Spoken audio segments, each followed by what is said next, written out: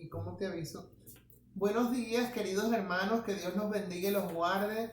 Nos dirigimos a todo el círculo de lectura bíblico, pero no solamente, tenemos muchos amigos que nos están viendo a través de este medio. En esta mañana, mis queridos hermanos, queremos nosotros traer a ustedes nuevamente un mensaje. En el día de hoy, aquí está mi amiga Flor, aquí está mi amiga Marta y estoy yo, nosotras tres, yo soy Omaira. Estamos nosotras tres aquí como un cordel de tres hebras, ¿verdad? Que nunca se va a reventar. Entonces, en el nombre de Jesús, vamos a dar comienzo hoy al estudio que les vamos a traer. Y este estudio lo va a traer nuestra amiga Marta Castellano. Y el nombre que le hemos dado a este estudio es Temores versus Bondad. Entonces, sin pérdida de tiempo, en este momento ya los dejo con mi querida Marta y en el nombre de Jesucristo pedimos ese fluir del Espíritu Santo que nos guíe, que nos ayude y que ustedes abran su corazón para recibir este mensaje. Amén. Amén, amén. Gloria a Dios. Damos gracias al Señor, ¿verdad? Porque tenemos un día precioso. Y en esta mañana nos decidimos a tocar este tema que es la bondad, temores versus la bondad de Dios. Entonces, nuestra base bíblica va a estar en el Salmo 27, del versículos 1 al 3.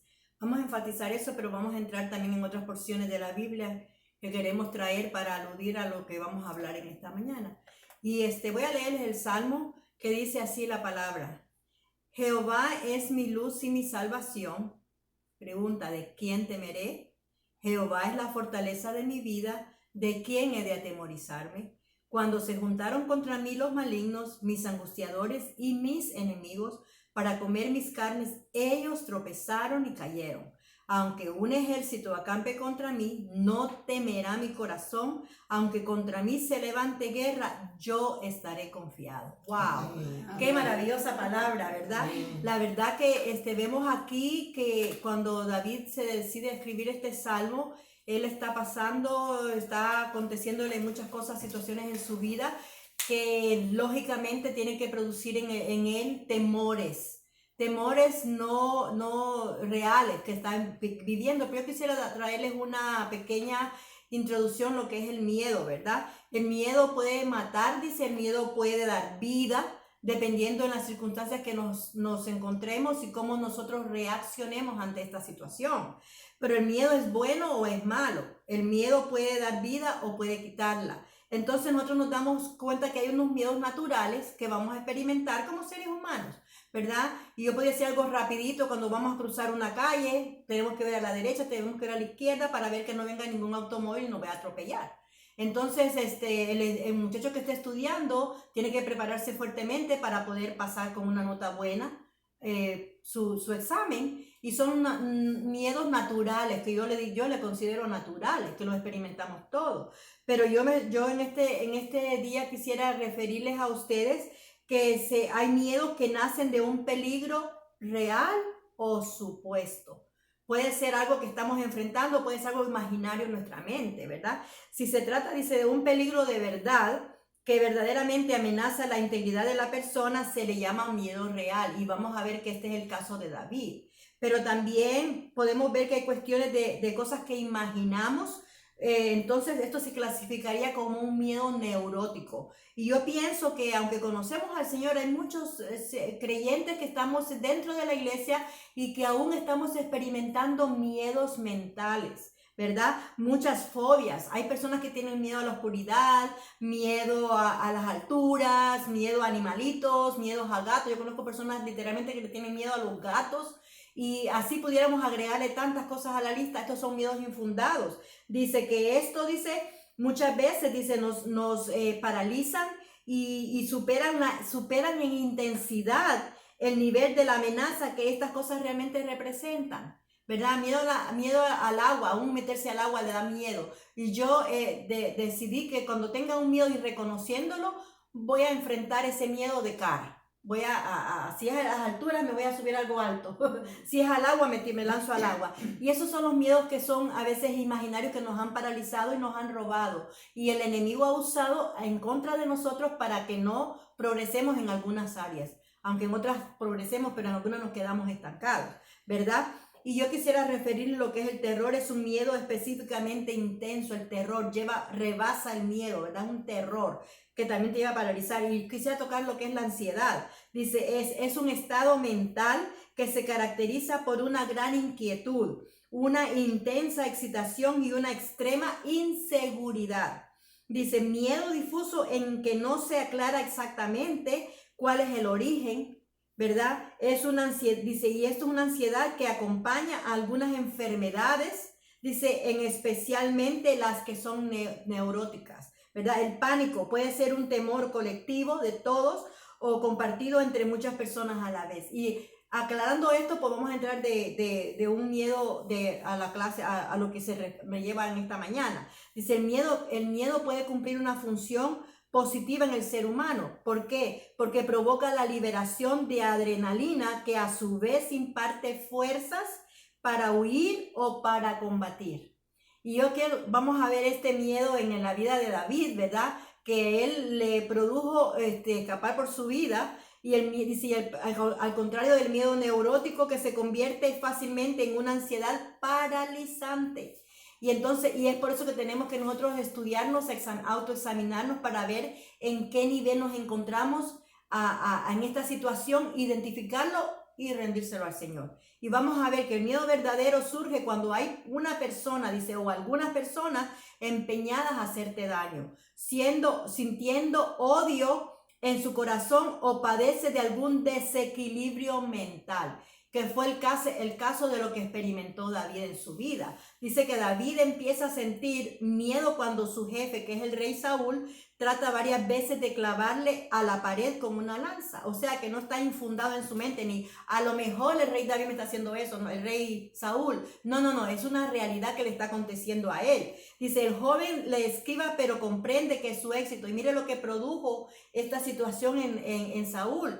El ver, el oír lo que estaba aconteciendo en la vida de David, eso le produjo a él un odio contra David, que le lanza a obrar equivocadamente.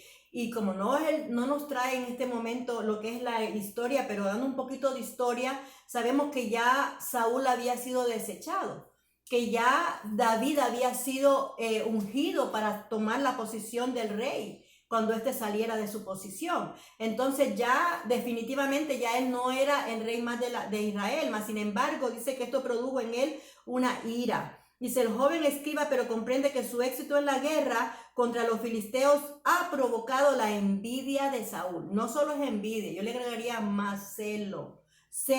Dice, cuando éste envía soldados a la casa de David para matarlo. Dice, el joven huye del palacio y de la ciudad. Y más adelante vamos a ver por qué usamos la palabra bondad, porque vamos a ver la bondad en toda esta situación hacia la vida de David. Dice, cuando él huye, sabe que el rey ha determinado quitarle de en medio y que no hay ningún lugar seguro en Jerusalén. Yo quisiera agregar esto, porque esto lo vamos a actualizar hoy, ¿verdad? Hoy, ¿cuántas veces nosotros nos hemos encontrado en situaciones similares? Tal vez no en la magnitud de lo que es un rey, ¿verdad? Y va a tomar una posición, pero en posiciones mínimas, eso produce odio. ¿De dónde viene toda esta situación? Del enemigo de nuestras almas. Yo una de las cosas que quiero enfatizar en esta mañana es que nuestros enemigos no son la gente. Aunque la gente son influenciadas y usadas por el enemigo, no son las personas, son lo que se mueve atrás de ella. Y eso es lo que vamos a ver en esta situación de David, cómo el enemigo quiere destronar a David, fulminarlo para que el plan de Dios no sea ejecutado. Pero ¿quién podrá detener? Y por eso es que surge la palabra de quién temeré, ¿verdad? David empieza desde una época de huida permanente, descubriendo así la gran paradoja que dice, ¿cómo es posible que si yo le sirvo a Dios, que si yo le estoy sirviendo desde mi niñez, cómo es posible, podría haber pensado David, que me esté aconteciendo todo esto? Cuando él me ha ungido, yo no busqué eso, él me ungió. Dice, ¿por qué permite que otros me odien y me persigan a muerte? Que era el caso de David. Dice, mira lo que dice Samuel, 1 Samuel 21. Dice, después David huyó a Nariot en Ramá y vino delante de Jonatán y dijo, ¿qué he hecho yo? ¿Cuál es mi maldad o cuál mi pecado contra tu padre para que busque mi vida? O sea que llegó a un punto de pensarlo, ¿no es cierto? Que nos pasaría a nosotros también. Dice, David pierde a su mujer, pierde su empleo, pierde su casa, tiene que mandar a sus padres al extranjero para ponerlos a salvo y fuera del alcance de Saúl. Mire todo lo que tuvo que enfrentar David. Dice, en primera de Samuel 22, 3, 4 vemos que dice, y se fue David de allí a Mizpa de Moab y dijo al rey de Moab, yo te ruego que mis padres y mi madre estén con vosotros hasta que sepa lo que Dios hará de mí. Mire qué precioso, que aún en medio de su situación crítica que está viviendo, aún tiene tiempo y para poder hacer provisión para sus padres. Que me hace pensar de Jesús, ¿verdad? Cuando Jesús aún está en aquella cruz, dice ahí, buscándole la solución a su madre, buscándole para que ella pudiera estar bien, ¿verdad? Pero no es el tema de hoy, pero vamos a continuar. Dice, los trajo pues a la presencia del rey de Moab y habitaron con él todo el tiempo que David estuvo en el lugar fuerte, en su lugar de huida, ¿verdad? Dice, no puede, ¿ha sentido, dice, yo a una pregunta, ¿ha sentido alguna vez miedo? Yo pienso que todos, ¿verdad? Todos hemos sentido miedo. Hay temores hacia muchas cosas.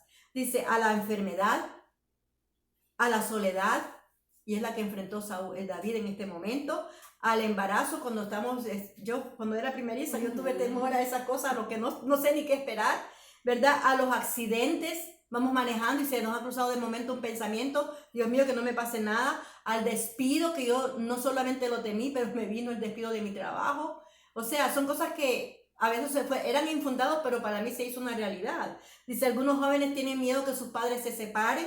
Dice, otros tienen miedo a hacer el ridículo delante de la gente. Y esto es una cosa que se mueve dentro de la iglesia, que a veces teniendo dones que Dios nos ha dado, no lo podemos identificar como tales por los temores que nosotros estamos abrigando y no reflexionamos en ellos para podérselos rendir al Señor y que nos libere y que nos sane, ¿verdad? Dice, otros temen a la muerte, otros al fin del mundo, porque tememos cuando no conocemos, cuando hay inseguridades, como vimos al principio que decía que eso nos produce inseguridad. Un temor infundado es un temor porque no conocemos la realidad de lo que es la venida. Cuando este tiempo se acabe, nos espera una vida eterna con Cristo, pero si no estamos claros en estas verdades, vamos a entrar en inseguridades, ¿verdad? Y el enemigo va a usar esos momentos de nuestra vulnerabilidad para engañarnos, ¿verdad? Y si hay países en los que a los cristianos se persiguen, pero ahí en ese grupo se puede levantar cosas tremendas como el miedo a la denuncia, que los denuncian anónimamente, dice, al arresto, a la tortura o al destierro.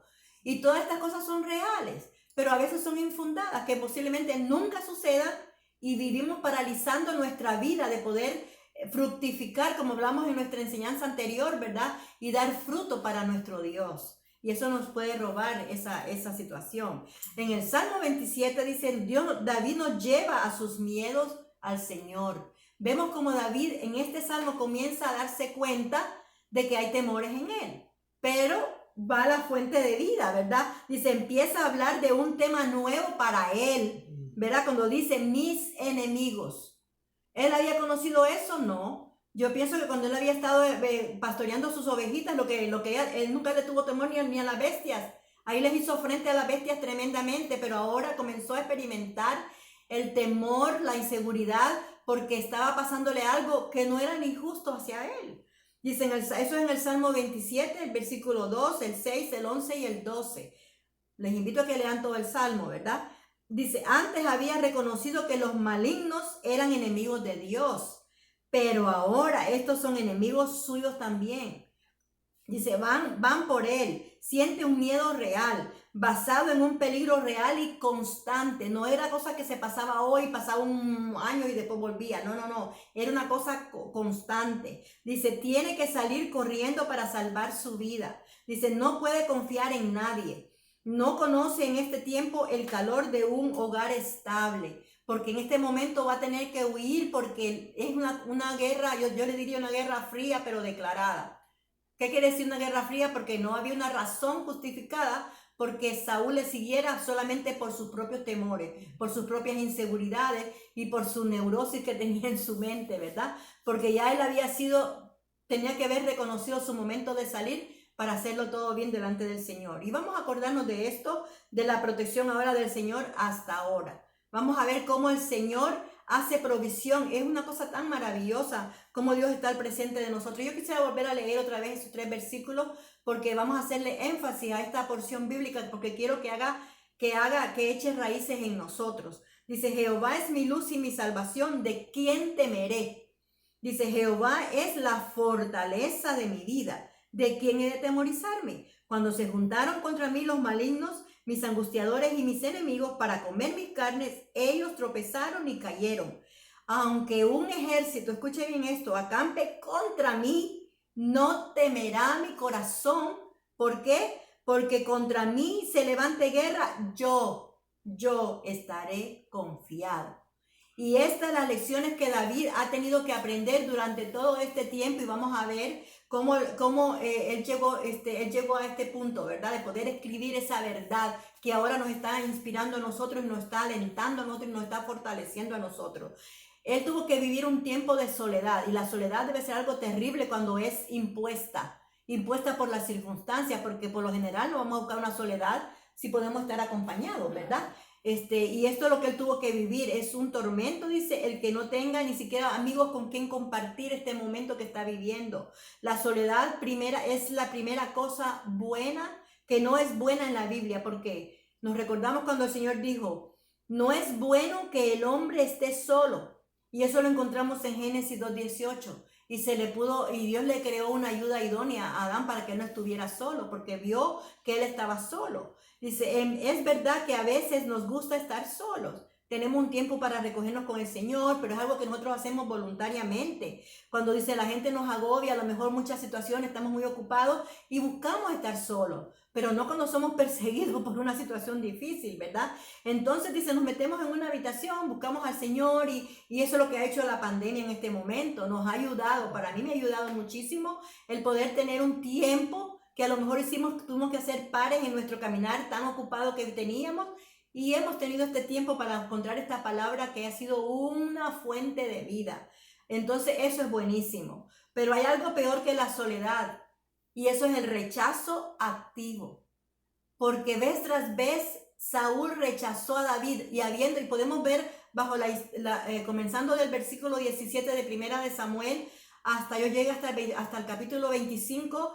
Les invito a que lo lean todos estos capítulos para ver todo este progreso de todo lo que Dios y la bondad de Dios hacia la vida de David. Dice, hay algo que la soledad es el rechazo, y el rechazo lo estuvo viviendo con Saúl a todo el tiempo, a pesar de que David solo tuvo buenas reacciones y actitudes hacia Saúl. Con todo eso, le salvó la vida, le quitó el oprobio de Israel a través mandando al gigante, hizo tantas maravillas y más, sin embargo, esto precisamente que fue lo bueno que él hizo, fue lo que produjo el celo en el rey Saúl. Imagínese usted, y eso nos debe paralizar a seguir obrando por bien. No, la palabra dice que no nos cansemos de hacer el bien, porque a su tiempo segaremos si no desmayamos. Y hay que vencer lo malo con el bien. Si algo nos ha hecho mal, tenemos que pagarle con un bien, porque eso es lo que la palabra nos enseña.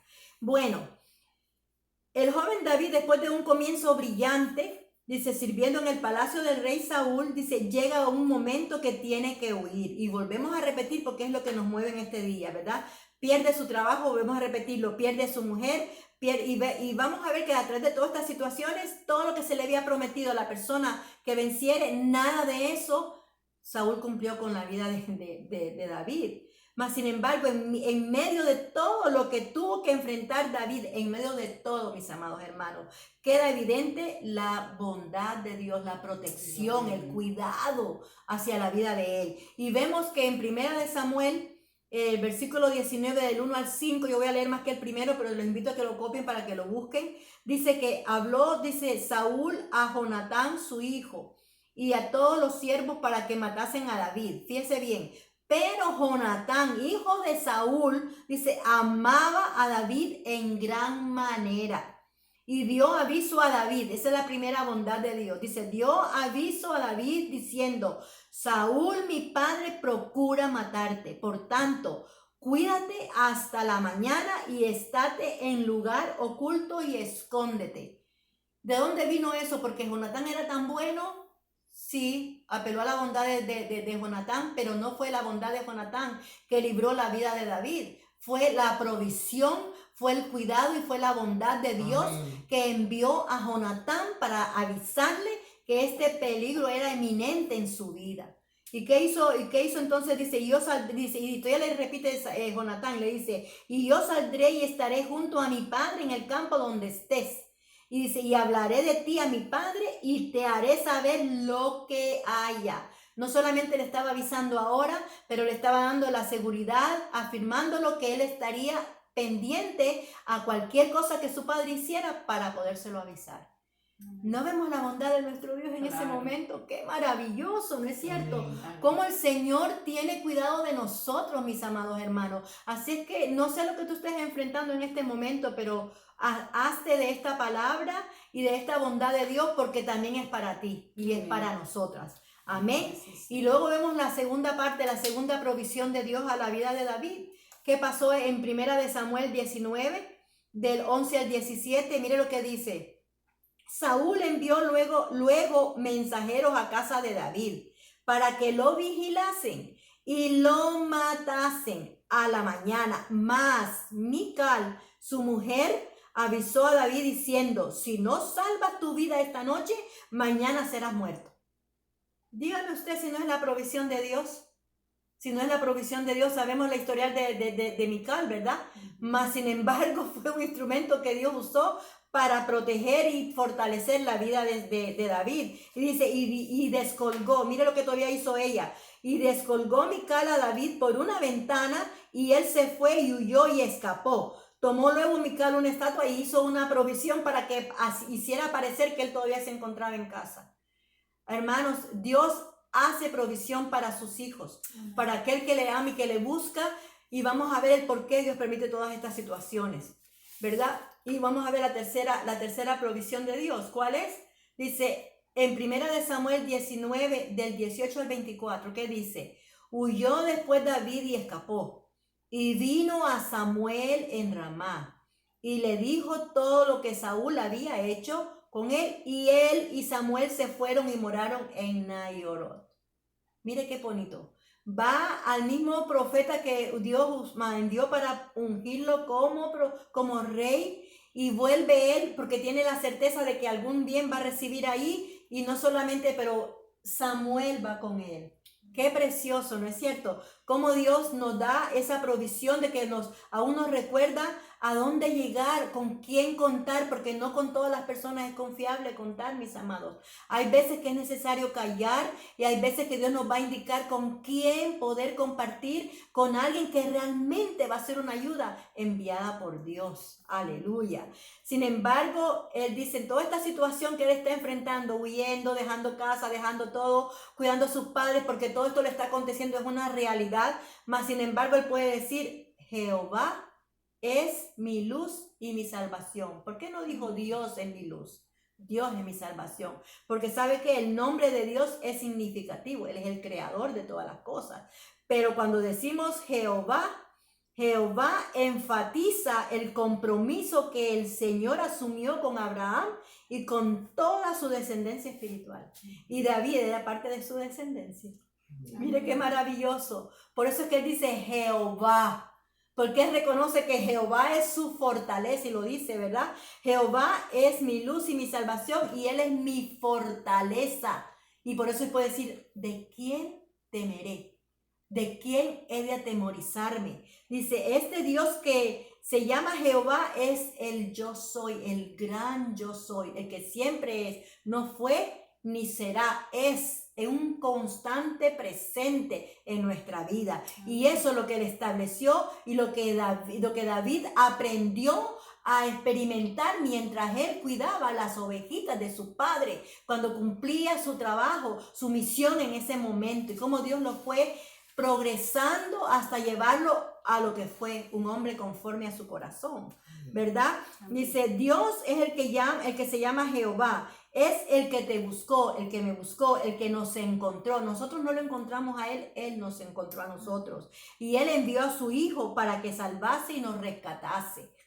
Y no solo eso, Él también te dio el perdón. Cuando reconocimos, cuando fuimos convencidos de que éramos pecadores y nos entregamos a Dios, Él envió a su Hijo para nosotros poder ser reconciliados para con ese Dios creador y Jehová nuestra fuerza. El apóstol Pablo dice en Gálatas 2:20, dice, Hijo de Dios que me amó y se entregó a sí mismo por mí. ¿Ve? Entramos de un lugar a otro, pero va todo en relación, hilando lo que Dios ha hecho por nuestra vida. Cuando sabes que Jesucristo, dice, te ama a ti y dio su vida por ti, porque lo estamos trayendo a este presente ahora, porque estamos enfrentando situaciones. Estamos en un momento bien crucial en esta etapa de este país. Estamos enfrentando tantas cosas que se dicen, algunas verdaderas, otras exageradas, no lo sabemos, pero sí sabemos que Dios es nuestra fuerza. Dios sabemos que Él no dejará nada fuera de su control, que lo que está pasando, aunque no lo entendamos en este momento preciso, pero sabemos que Dios está en control de todas las cosas. Dice, cuando sabes que Jesucristo te ama y dio su vida por ti a nivel personal, nos lo dio para nosotros, como decíamos Mayra, ¿verdad? Qué lindo, que somos un lazo de 3 cordeles. Pero cuando nos traemos a nuestra vida personal, no va a haber nada ni nadie que nos pueda robar esa verdad incrustada, arraigada en nuestro corazón, porque vamos a saber que realmente Jehová es nuestra salvación, amén, ¿verdad? Y dice, y ahora está de tu parte y terminará lo que ha comenzado en ti. O sea, que todo lo que nos ha estado aconteciendo y le aconteció en la vida de David, había un propósito específico de Dios. Dice, Él acabará la obra que ha terminado en ti. Dice Job 23:14. Él acabará la obra que ha determinado en tu vida, en la mía. Dice, y si Dios es por nosotros, ¿quién? ¿Quién? Como que hace énfasis a lo que está diciendo David, ¿verdad?